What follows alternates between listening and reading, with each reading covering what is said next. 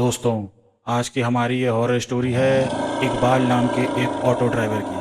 तो दोस्तों, हमारे साथ इस कहानी में बने रहिए और इस चैनल को सब्सक्राइब करके बेल आइकन की बटन को दबा के ऑल ज़रूर से कर लीजिए। मेरा नाम इकबाल है और मैं पिछले 30 सालों से मुंबई में ऑटो चला रहा हूँ। मैं मुंबई का चप्पा चप्पा जानता हूँ और सभी इलाकों से गुज़र चुका हूँ, पर मुंबई में एक ऐसी जगह है जहाँ मैं कभी भी नहीं जाता। वो है मुंबई की गोरेगांव स्थित मारे कॉलोनी। करीब 8-9 साल पहले देर रात में एक पैसेंजर को रॉयल पाम सोसाइटी में छोड़ के मैं घर वापस लौट रहा था। पूरा रास्ता सुनसान जंगलों के बीचों बीच बना हुआ था।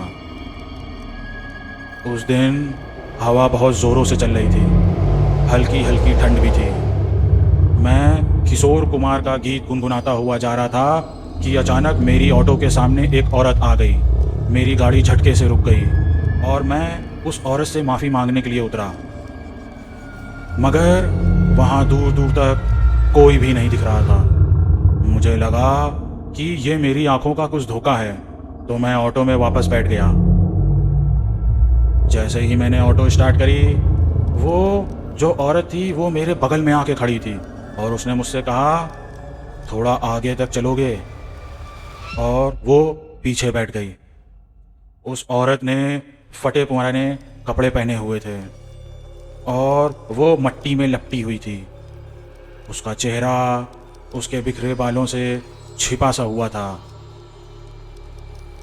मुझे थोड़ा अजीब सा लग रहा था कि इतनी रात में इस बूढ़ी औरत को कहाँ जाना है। मैंने उससे पूछा, मैडम, दादी, आपको कहाँ जाना है?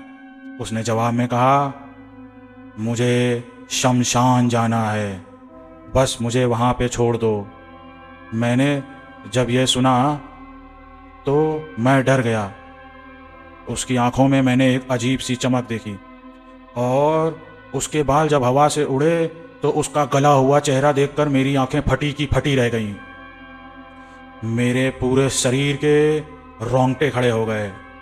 अब मैंने सोचा कि शायद मेरे पीछे जो औरत बैठी है वो एक चुड़ैल है, लेकिन मुझे कुछ समझ में नहीं आ रहा था, इसलिए मैं चुपचाप ऑटो को तेज़ी से आगे भगाता था। एकदम से मेरी ऑटो में खटखट हुई और ऑटो बंद पड़ गई। मैंने तुरंत उतर के बिना उस औरत से नज़र मिलाए ऑटो ठीक करने में जुट गया। जैसे ही मैंने ऑटो ठीक करके ऑटो को स्टार्ट किया, तब मैंने देखा कि वो औरत मेरे पीछे वाली सीट पे है ही नहीं। तभी मेरे बगल से एक ऑटो गुजरा जिसमें वही औरत बैठी थी। मैं उस इलाके से जैसे तैसे निकल गया और सीधे जाके अपने घर पे सो गया। अगले दिन मुझे मालूम हुआ कि उस इलाके में एक ऑटो का एक्सीडेंट हुआ है और ऑटो ड्राइवर की ऑन द स्पॉट डेथ हो गई है। और सबसे चौंका देने वाली बात ये थी कि वो वही ऑटो था जिसमें वो बूढ़ी औरत बैठ के निकली थी।